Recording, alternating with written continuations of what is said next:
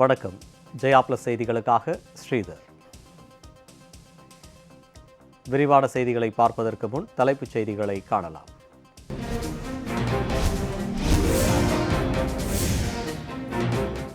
காமராஜர் உள்ளிட்ட மிகப்பெரிய தலைவர்களை இழிவுபடுத்திய கருணாநிதியின் பேரன் என்பதை மு.க.ஸ்டாலின் மகன் நிரூபித்து விட்டதாக டிடிவி தினகரன் கடும் விமர்சனம்.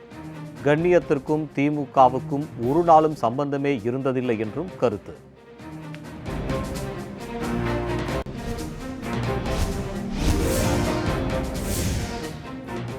அமெரிக்க தலைநகர் வாஷிங்டனில் மேலும் 2 வாரங்களுக்கு அவசர நிலை பிரகடனம் நீட்டிப்பு. வரலாற்றில் இல்லாத வகையில் ட்ரம்ப் ஆதரவாளர்கள் நாடாளுமன்றத்தை முற்றுகையிட்டு அராஜகம் செய்ததால் நடவடிக்கை.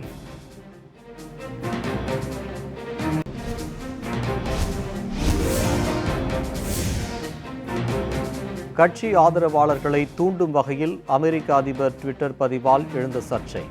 டொனால்ட் ட்ரம்பின் வாட்ஸ்அப், இன்ஸ்டாகிராம் உள்ளிட்ட சமூக வலைதள கணக்குகள் அதிரடி முடக்கம்.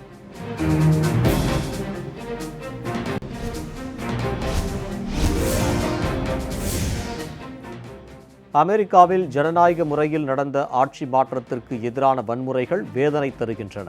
பிரதமர் நரேந்திர மோடி கவலை.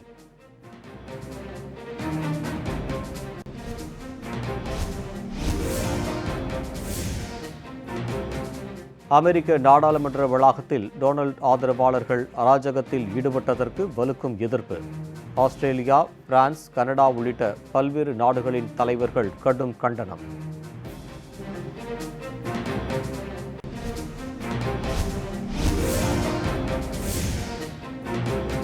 தமிழகத்தில் மேலும் 5 நாட்களுக்கு மழை நீடிக்கும் என வானிலை ஆய்வு மையம் தகவல். சென்னை மற்றும் சுற்றுவட்டார பகுதிகளில் விடிய விடிய பெய்த மழையால் பல இடங்களில் தண்ணீர் தேக்கம்.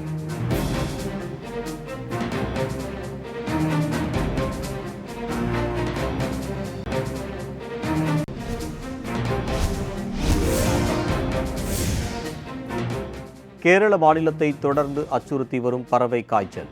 நோய் பாதித்த பகுதிகளுக்கு உயர்மட்ட நிபுணர் குழுவை அனுப்பியது மத்திய அரசு.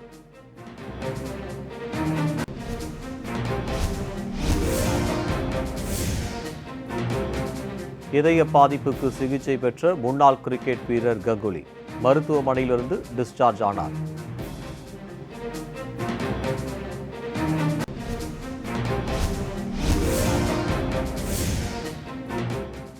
மழை நின்றதால் சிட்னி டெஸ்ட் கிரிக்கெட் போட்டி மீண்டும் தொடக்கம்.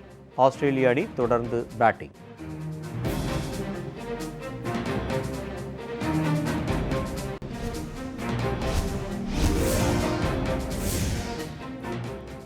கனமழையால் கள்ளக்குறிச்சி அருகே ஏற்பட்ட வெள்ளப்பெருக்கு. 600 ஆடுகள் அடித்துச் செல்லப்பட்டு உயிரிழந்த பரிதாபம்.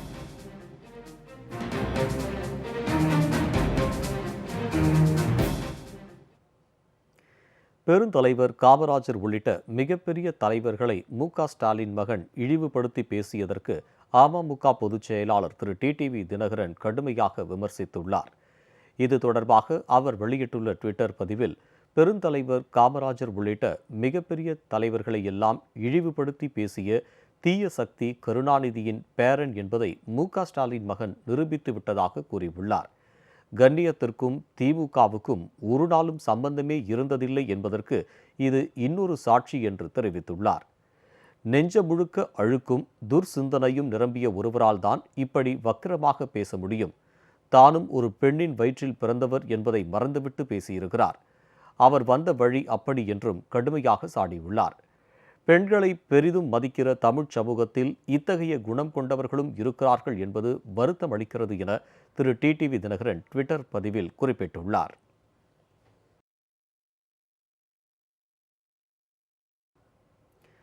அமெரிக்காவின் வாஷிங்டனில் நடைபெற்ற வன்முறையை அடுத்து அங்கு பிறப்பிக்கப்பட்ட பொது அவசர நிலை பிரகடனம் அடுத்த 15 நாட்களுக்கு நீட்டிக்கப்பட்டுள்ளது.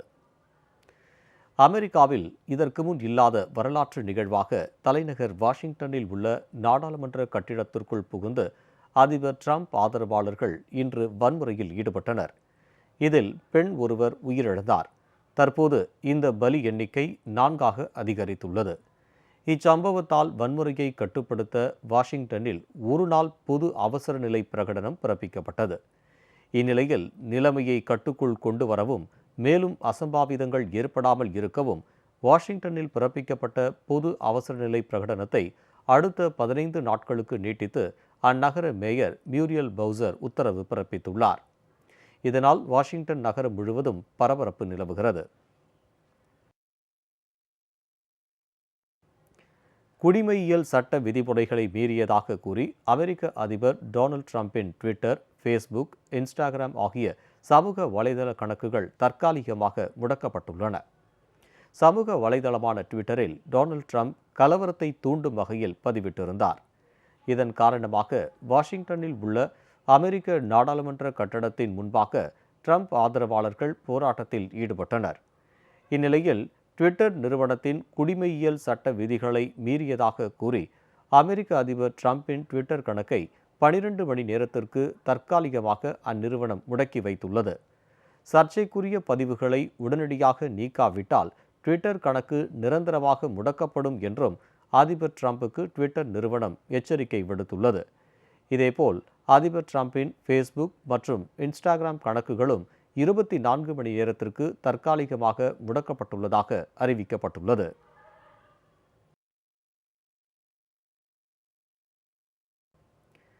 அமெரிக்க நாடாளுமன்ற கட்டிடத்திற்குள் டொனால்ட் ட்ரம்ப் ஆதரவாளர்கள் புகுந்தது கருப்பு தினம் என அமெரிக்க புதிய அதிபராக பதவியேற்க உள்ள ஜோ பைடன் தெரிவித்துள்ளார். இந்த விவகாரம் தொடர்பாக கருத்து தெரிவித்த ஜோ பைடன், நாடாளுமன்ற முற்றுகையை நிறுத்த கோரி தேசிய தொலைக்காட்சி மூலம் தனது ஆதரவாளர்களிடம் ட்ரம்ப் பேச வேண்டும் என்றும், நாடாளுமன்ற கட்டிடத்திற்குள் அவரது ஆதரவாளர்கள் புகுந்ததால் இன்று கருப்பு தினம் என்றும் தெரிவித்தார். இந்த தேசத்தை நினைத்து வருத்தப்படுவதாக கூறிய அவர், இவ்வளவு காலமாக கலங்கரை விளக்கமும் நம்பிக்கையுமாக இருந்த ஜனநாயகம் தற்போது இருண்ட தினத்திற்கு வந்துவிட்டதாக ஜோ பைடன் ஆழ்ந்த வேதனை தெரிவித்துள்ளார்.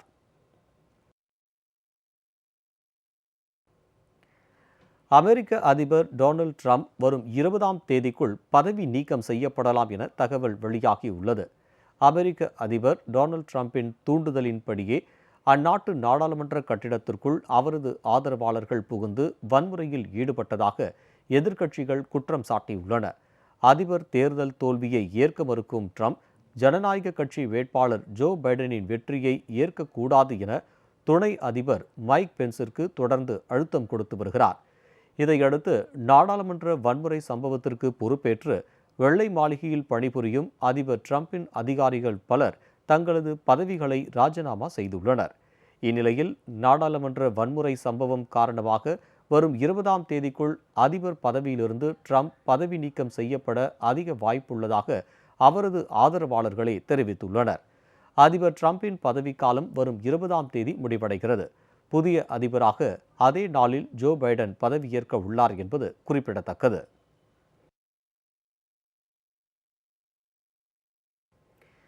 அமெரிக்காவில் ஜனநாயக முறையிலான ஆட்சி மாற்றத்திற்கு எதிரான வன்முறைகள் வேதனை தருவதாக பிரதமர் திரு நரேந்திர மோடி தெரிவித்துள்ளார்.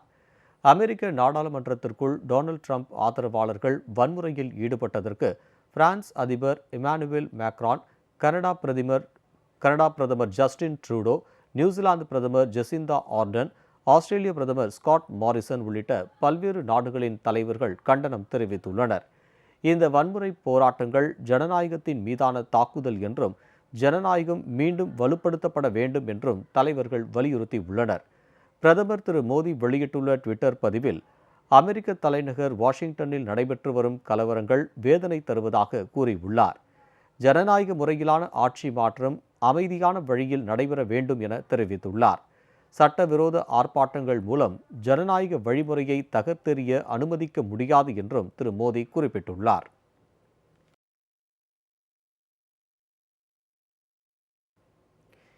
கேரள மாநிலத்தில் பரவியுள்ள பறவை காய்ச்சலை கட்டுப்படுத்த மத்திய அரசு கோட்டயம் மற்றும் ஆலப்புழா மாவட்டங்களுக்கு உயர்மட்ட நிபுணர் குழுவினரை அனுப்பி வைத்துள்ளது. அண்டை மாநிலமான கேரளாவில் கொரோனாவை தொடர்ந்து பறவை காய்ச்சல் விஸ்வரூபம் எடுத்துள்ளது. இந்நோயை தடுக்க தமிழக கேரள எல்லைகளில் கண்காணிப்பு தீவிரப்படுத்தப்பட்டுள்ளது. பறவை காய்ச்சலால் பாதிக்கப்பட்டுள்ள ஆலப்புழா, கோட்டயம் ஆகிய மாவட்டங்களுக்கு உயர்மட்ட நிபுணர் குழுக்களை மத்திய அரசு அனுப்பி வைத்துள்ளது. 2 மாவட்டங்களிலும் 24,000 வாத்துகள் உயிரிழந்ததாகவும் அடுத்த 10 நாட்களுக்கு கண்காணிப்பு தீவிரப்படுத்தப்படும் என்றும் கேரள அரசு தெரிவித்துள்ளது. பாதிக்கப்பட்ட பகுதிகளில் கோழி இறைச்சி, முட்டை போன்றவற்றின் விற்பனைக்கு தடை நீடிக்கும் என்றும் இன்றுடன் பறவைகளை கொல்லும் நடவடிக்கை நிறுத்தப்படும் என்றும் அரசு தரப்பில் தெரிவிக்கப்பட்டுள்ளது. இதற்கிடையே பறவை காய்ச்சலை கட்டுப்படுத்த ஹரியானாவுக்கும் மத்திய அரசு சார்பில் உயர்மட்ட நிபுணர் குழுக்கள் அனுப்பி வைக்கப்பட்டுள்ளன. நாடு முழுவதும் நாளை 2ஆம் கட்ட கொரோனா தடுப்பூசி ஒத்திகை நடைபெறுகிறது. தமிழகத்தில் அனைத்து மாவட்டங்களிலும் ஒத்திகைக்கு ஏற்பாடு செய்யப்பட்டுள்ளது.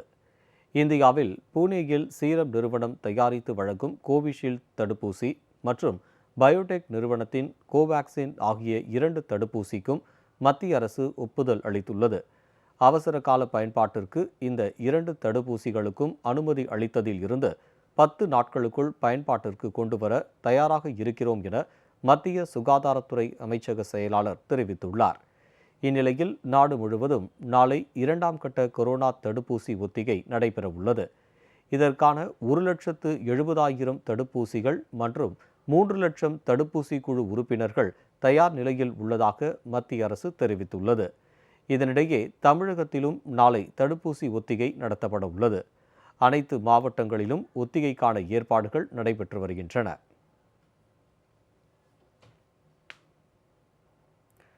தமிழகத்தில் 5 நாட்களுக்கு இடியுடன் கூடிய மழைக்கு வாய்ப்புள்ளதாக வானிலை ஆய்வு மையம் தெரிவித்துள்ளது.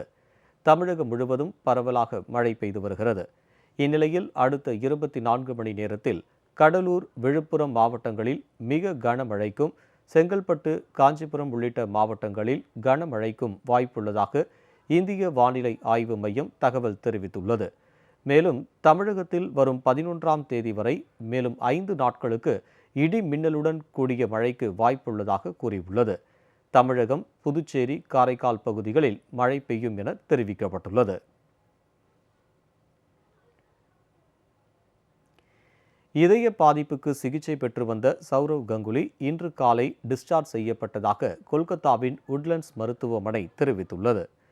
நெஞ்சுவலியால் பாதிக்கப்பட்ட பிசிசிஐ தலைவர் சௌரவ் கங்குலி கடந்த 2ஆம் தேதி கொல்கத்தாவில் உள்ள உட்லண்ட்ஸ் மருத்துவமனையில் அனுமதிக்கப்பட்டார். அவருக்கு அங்கு ஆஞ்சியோ சிகிச்சை மற்றும் ஸ்டென்ட் வைக்கப்பட்டுள்ளதாக மருத்துவமனை தெரிவித்தது. இந்நிலையில் சௌரவ் கங்குலி நலமாக உள்ளதாகவும் இன்று காலை டிஸ்சார்ஜ் செய்யப்பட்டதாகவும் மருத்துவமனை நிர்வாகம் தெரிவித்துள்ளது. சிட்னி நகரில் மழை நின்றதால் இந்தியா, ஆஸ்திரேலியா இடையேயான 3வது டெஸ்ட் கிரிக்கெட் மீண்டும் தொடங்கியுள்ளது. ஆஸ்திரேலிய அணி தொடர்ந்து நிதானமாக விளையாடி ரன்களை சேர்த்து வருகிறது. ஆஸ்திரேலியாவில் சுற்றுப்பயணம் மேற்கொண்டுள்ள இந்திய அணி 4 டெஸ்ட் போட்டிகள் கொண்ட தொடரில் விளையாடி வருகிறது. இத்தொடரில் இரு அணிகளும் 1-1 என சமநிலை பெற்றுள்ள நிலையில் இவ்விரு அணிகளுக்கு இடையேயான 3வது டெஸ்ட் போட்டி சிட்னி மைதானத்தில் இன்று தொடங்கியது. இதில் டாஸ் வென்ற ஆஸ்திரேலிய அணி பேட்டிங்கை தேர்வு செய்தது. கடந்த போட்டிகளில் பங்கேற்காமல் இருந்த அந்த அணியின் நட்சத்திர வீரர் டேவிட் வார்னர் இதில் களமிறங்கினார். ஆனால் அவர் தனது விக்கெட்டை விரைவில் இழந்தார். அணியின் ஸ்கோர் 1 விக்கெட்டுக்கு 21 ரன்களாக இருந்தபோது மழை பெய்ததால் உணவு இடைவெளி வரை போட்டி தடைப்பட்டது. அதன் பிறகும் காலநிலை மோசமாக இருந்ததால் போட்டி தொடர்ந்து பாதிக்கப்பட்டது. பின்னர் மழை நின்றதால் ஆஸ்திரேலிய அணி பேட்டிங்கை தொடர்ந்தது. 16 ஓவர்கள் முடிந்தபோது ஆஸ்திரேலிய அணி 1 விக்கெட்டுக்கு 43 ரன்கள் எடுத்திருந்தது. கள்ளக்குறிச்சி மாவட்டம் சங்கராபுரம் அருகே வெள்ளத்தில் அடித்துச் செல்லப்பட்ட 600 ஆடுகள் பலியாகின. கள்ளக்குறிச்சி மாவட்டத்தில் சங்கராபுரம், ரிஷிவந்தியம், தியாகத்துருகம், மூங்கில் துறைப்பட்டு, மணலூர்பேட்டை உள்ளிட்ட இடங்களில் மழை கொட்டி தீர்த்தது. சங்கராபுரம் சுற்றுவட்டார பகுதிகளில் பெய்த மழையால் பாவளம் கிராமத்தில் உள்ள ஓடையில் திடீரென நேற்று இரவு வெள்ளப்பெருக்கு ஏற்பட்டது. அருகே இருந்த ஆட்டுப்பட்டிக்குள் வெள்ளம் புகுந்தது. அதில் அடைக்கப்பட்டிருந்த 600 ஆடுகள் வெள்ளத்தில் சிக்கின. சுமார் 300க்கும் மேற்பட்ட ஆடுகள் பட்டியிலேயே உயிரிழந்த நிலையில் எஞ்சியவை வெள்ளத்தில் அடித்துச் செல்லப்பட்டு எஸ்வி பாளையம், ஊரணி உள்ளிட்ட அருகில் உள்ள கிராமங்களில் உயிரிழந்த நிலையில் ஒதுங்கி கிடக்கிறது. செங்கல்பட்டு மாவட்டம் மதுராந்தகம் அருகே சின்ன களக்காடி கிராமத்தில் ஏரி மதகு பழுதடைந்து தண்ணீர் வீணாக வெளியேறுவதால் 250 ஏக்கர் விவசாயம் பாதிக்கும் அபாயம் ஏற்பட்டுள்ளது. மதுராந்தகம் அருகே சின்ன களக்காடி கிராமத்திற்கு சொந்தமான ஏரி கடந்த மழையின் போது நிரம்பியது. இதனால் அப்பகுதி விவசாயிகள் மகிழ்ச்சி அடைந்த நிலையில் இன்று திடீரென ஏரியின் மதகில் ஏற்பட்ட பழுது காரணமாக தண்ணீர் வீணாக வெளியேறி வருகிறது. 250 ஏக்கர் நெல் பயிர்கள் நீரில் மூழ்கி உள்ளதாக விவசாயிகள் கவலை தெரிவித்துள்ளனர். ஏரியின் மதகு உடைப்பை சரி செய்யும் பணி முழுவீச்சில் நடைபெற்று வருகிறது. சென்னை மற்றும் அதன் சுற்றுப்புறங்களில் கடந்த 2 நாட்களாக பெய்து வரும் மழை காரணமாக தாழ்வான பகுதிகளில் தேங்கிய மழைநீர் வடியாமல் உள்ளதால் சில இடங்களில் பொதுமக்கள் பெரும் சிரமத்திற்கு ஆளாகியுள்ளனர். சென்னை அடுத்த கோவளம் நகரில் மழைநீர் சூழ்ந்தது சாலைகள் குளம் போல் காட்சியளிக்கின்றன. வீடுகளில் இருந்த மக்கள் வெளியேற முடியாமல் தவித்து வருகின்றனர். அடுக்குமாடி குடியிருப்புகளில் கொட்டப்படும் கழிவுகள் மழை நீருடன் கலந்து வருவதால் தொற்றுநோய் அபாயம் ஏற்பட்டுள்ளதாக பொதுமக்கள் அச்சம் தெரிவித்துள்ளனர். 2 நாட்களாக மக்கள் வேலைக்கு செல்ல முடியாமலும் அத்தியாவசிய பொருட்களை வாங்க முடியாமலும் தவித்து வருகின்றனர். இருந்தது அங்கங்க ஃப்ளாட் கட்டிட்டாங்க, எல்லா தண்ணியும் இங்கே திறந்து விட்டாங்க. எங்களுக்கு எதுவுமே வேண்டாம், எங்களை நிம்மதி தெருவில் போவிட்டால் போதும். நல்லா இருந்து 28 வருஷமாக நல்லா இருந்த தண்ணி இப்படி ஆகிட்டாங்க. ஒன்று மழை வந்தது தண்ணி சேரல, எங்கேயோ இந்த ஃப்ளாட்டில் இருக்கவங்களாம் ஓப்பன் பண்ணதால இந்த தண்ணி இப்படி சேர்ந்து போச்சு. காசு 2500 ரூபாய் கொடுக்கறதெல்லாம் பெரிய விஷயமே இல்லை. நாங்கள் வெளியில் போய் சம்பாதிச்சா நல்ல சாப்பாடு தான் எங்களுக்கு. உள்ளே இருந்து நிம்மதியே இல்லை, கட்டி போட்டு வச்ச மாதிரி இருக்குது. வேறு ஒன்றும் இல்லை, எங்கெங்கேயோ என்னென்னமோ பண்ணுறாங்க. எங்களுக்கு இங்கே இருக்கிறதுக்கு நிம்மதியாக விட்டால் போதும். வருஷம் வருஷம் மது திறந்து விடுறாண்டு எல்லாரும் கூப்பிட்டு போனோம், அவங்களாம் அடைச்சி விட்டுறாங்க. என்ன பண்ண முடியும்? எங்கே போவோம்? இந்த தண்ணி காவா எடுத்து விட்டாங்க. எதுக்காக? கவர்மெண்ட்டு என்ன பண்ணுது? எங்களுக்கு ஒன்றும் பண்ணல. கவர்மெண்ட்டு ஒன்றுமே பண்ணலை. நல்லா இருந்த ஏரியை காவா எடுத்து விட்டாங்க. அவங்கவுங்க வீட்டு தண்ணியெல்லாம் வெளியே விட்டாங்க. நல்ல தண்ணியே இப்போ ட்ரைனேஜ் தண்ணி ஆகி போச்சு. நாங்கள் எங்கே போக முடியும் சொல்லுங்கள்? குடிக்க தண்ணி கிடையாது. இந்த பம்பு ஒன்று தான், எங்கே போவாங்க இந்த ஜனங்கள்லாம்? ரொம்ப கஷ்டம். பார்த்துட்டு போகிறாங்களே கண்டு யாரும் ஒரு ஸ்டெப்பு எடுக்கலை. நாங்கள்லாம் லேடிஸுங்க இங்கே வந்து உள்ளே இருந்துன்னு வேலைக்கு போகிறோம், டெய்லி வீட்டில் இருக்கிறவங்க கிடையாது. குடிக்க தண்ணியும் எடுக்க முடியாது. பாருங்கள் பம்பு, பாருங்கள் பம்பு எந்த நிலைமையில் இருக்குது. அப்புறம் எங்களுக்கு கொரோனா வருது, அது வருதுன்னா நாங்கள் என்ன சார் பண்ண முடியும்? ஹாஸ்பிட்டலில் தான் போய் படுத்து கிடக்கணும், பட்னியாக தான் படுத்துருக்கணும். அது கூட அங்கே கூட எங்களுக்கு சாப்பாட்டுக்கு வழி கிடையாது, இங்கே எதுவும் கிடையாது. அதனால் எங்களுக்கு நல்ல வழி இந்த தண்ணி போகிறதுக்கு மட்டும் ஏற்பாடு பண்ணுங்கள், வேறு எதுவும் எங்களுக்கு வேண்டாம். இனி மேலும் சில நிகழ்வுகளை இப்போது வேக செய்திகளாக காண்போம். புதுக்கோட்டை தலைமை தபால் நிலையம் முன்பு தொழிற்சங்க மையம் சார்பில் பல்வேறு கோரிக்கைகளை வலியுறுத்தி சிறை நிரப்பும் போராட்டம் நடைபெற்றது. CITU சார்பில் நடைபெற்ற போராட்டத்தில் பொது சொத்துக்களை தனியாருக்கு தாரை பார்க்கக்கூடாது, கொரோனா நிவாரண நிதியாக 7500 ரூபாய் வழங்க வேண்டும் என்பன உள்ளிட்ட கோரிக்கைகள் வலியுறுத்தப்பட்டன. இதைத் தொடர்ந்து சாலை மறியலில் ஈடுபட்டவர்களை போலீசார் கைது செய்தனர்.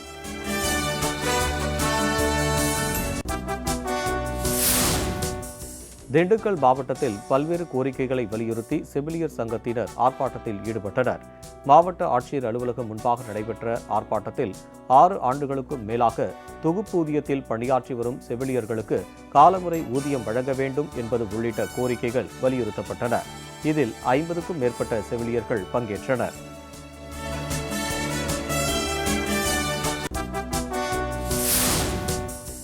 சென்னை அடுத்த பல்லாவரம் காவல் நிலையத்தில் விசாரணைக்காக அழைத்து வந்த ஆட்டோ ஓட்டுநர் மர்மமான முறையில் உயிரிழந்த சம்பவம் சோகத்தை ஏற்படுத்தியுள்ளது.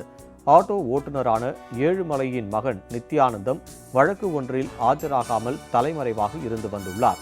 இந்த நிலையில் அவரின் தந்தை ஏழுமலையை பல்லாவரம் போலீசார் காவல் நிலையத்திற்கு அழைத்துச் சென்று விசாரித்து வந்துள்ளனர். அப்போது மயக்கமடைந்த அவரை அருகில் உள்ள தனியார் மருத்துவமனைக்கு கொண்டு சென்றபோது அவர் பரிதாபமாக உயிரிழந்தார்.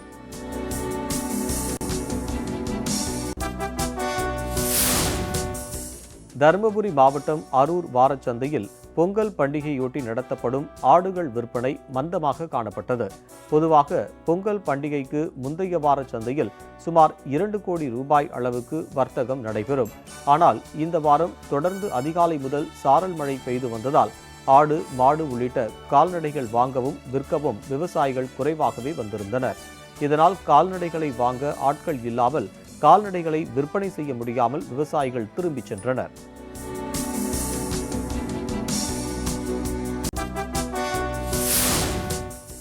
நாட்டில் அடுத்து நடக்கும் தேர்தல்களில் மின்னணு வாக்குப்பதிவு இயந்திரங்கள் பயன்படுத்துவதை நிறுத்திவிட்டு அதற்கு பதிலாக வாக்குச்சீட்டுகள் மூலம் வாக்குப்பதிவு நடத்த தேர்தல் ஆணையத்திற்கு உத்தரவிடக் கோரி தாக்கல் செய்யப்பட்ட மனுவை விசாரிக்க உச்சநீதிமன்றம் மறுத்துவிட்டது. இந்த மனுவை தாக்கல் செய்த மனுதாரரும் வழக்கறிஞருமான CR ஜெயாசுகின் மாநில உயர் நீதிமன்றத்தை அணுகி முறையிடலாம் என்று தலைமை நீதிபதி SA பாப்டே அறிவுறுத்தினார்.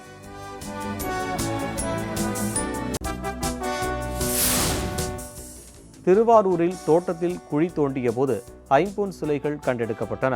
திருவாரூர் மாவட்டம் முத்துப்பேட்டை ஜாம்புவானோடை பகுதியைச் சேர்ந்த ராஜசேகரன் என்பவரது தோட்டத்தில் பள்ளம் தோண்டப்பட்டது. அப்போது நடராஜர் சிலை, சிவகாமி அம்மன் சிலை, விநாயகர் சிலை உள்ளிட்ட 7 ஐம்பொன் சிலைகள் கண்டெடுக்கப்பட்டது.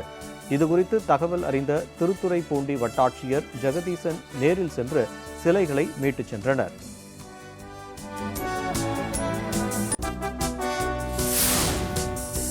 கடலூரில் நீதிமன்ற பணி நியமன ஆணையை போலியாக தயாரித்து வழங்கியவர்களை போலீசார் கைது செய்தனர். கடலூர் மாவட்டம் செல்லங்குப்பம் பகுதியைச் சேர்ந்த சத்யராஜ் என்பவர் சத்யதாஸ் என்பவரிடம் 6 லட்சம் ரூபாய் பெற்றுக்கொண்டு நீதிமன்ற பணி நியமன ஆணையை வழங்கியுள்ளார். பணி நியமன ஆணை போலியானது என அறிந்த சத்யதாஸ் காவல் நிலையத்தில் புகார் அளித்தார். அதன் பேரில் சத்யராஜ் மற்றும் அவருக்கு உடந்தையாக இருந்த கூத்தப்பாக்கம் செந்தில்குமார் ஆகியோரை போலீசார் கைது செய்தனர்.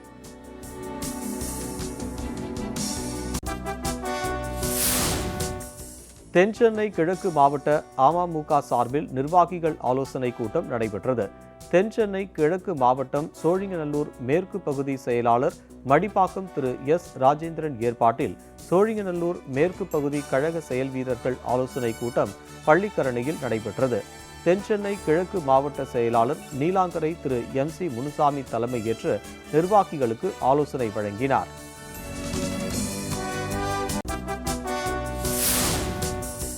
நெல்லையில் இருந்து மாற்றுக் கட்சியில் இருந்து விலகிய 100 பேர் அம்மா மக்கள் முன்னேற்றக் கழகத்தில் இணைந்தனர்.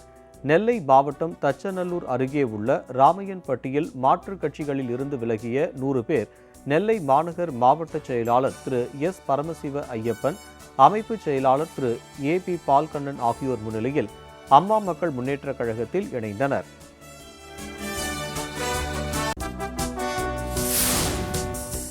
அலங்காநல்லூர் உட்பட 3 இடங்களில் ஜல்லிக்கட்டு நடத்த தமிழக அரசு அரசாணை வெளியிட்டுள்ளது.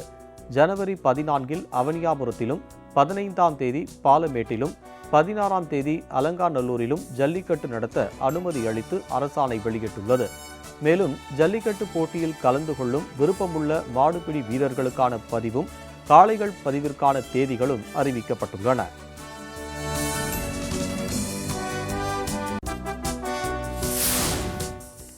திண்டுக்கல் மாவட்டம் பழனி அருகே அரசு சார்பில் வழங்கும் பொங்கல் பரிசு தொகுப்பை வாங்க வரிசையில் நின்ற முதியவர் மயங்கி விழுந்து சம்பவ இடத்திலேயே உயிரிழந்தார். திண்டுக்கல் மாவட்டம் பழனி அருகே உள்ள மானூர் கிராமத்தில் உள்ள நியாய விலைக் கடையில் கடந்த 3 தினங்களாக பொங்கல் பரிசு வழங்கப்பட்டு வருகிறது. பொருட்கள் வழங்க துவங்கிய நிலையில் வரிசையில் நின்றிருந்த பேச்சிமுத்து என்ற முதியவர் மயங்கி விழுந்துள்ளார். உடனடியாக மருத்துவமனைக்கு கொண்டு சென்றபோது அவரை பரிசோதித்த மருத்துவர்கள் அவர் இறந்துவிட்டதாக தெரிவித்துள்ளனர். இதையடுத்து பொங்கல் பரிசு வழங்குவது தற்காலிகமாக நிறுத்தப்பட்டது.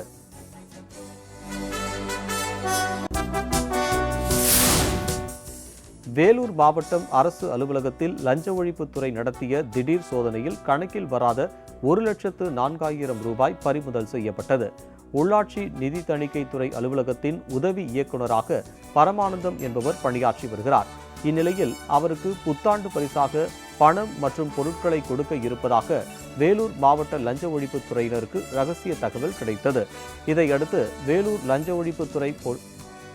ஒழிப்புத்துறையினர் உதவி இயக்குநர் அலுவலகத்தில் திடீர் சோதனை மேற்கொண்டதில் பணம் மற்றும் ரொக்கம் பறிமுதல் செய்யப்பட்டது.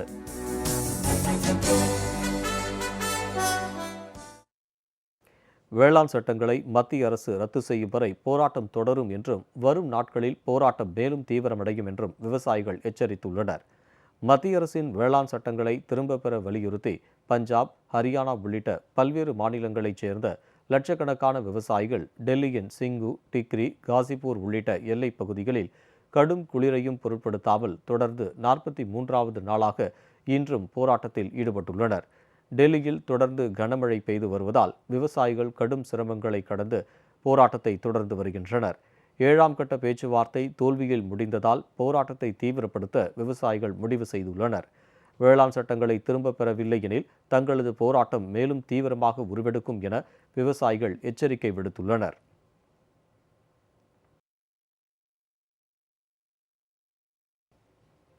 செய்திகள் நிறைவடைந்தன. அடுத்தடுத்த நிகழ்வுகளுக்கு தொடர்ந்து பாருங்கள் ஜெயா பிளஸ் செய்தி சேனலை.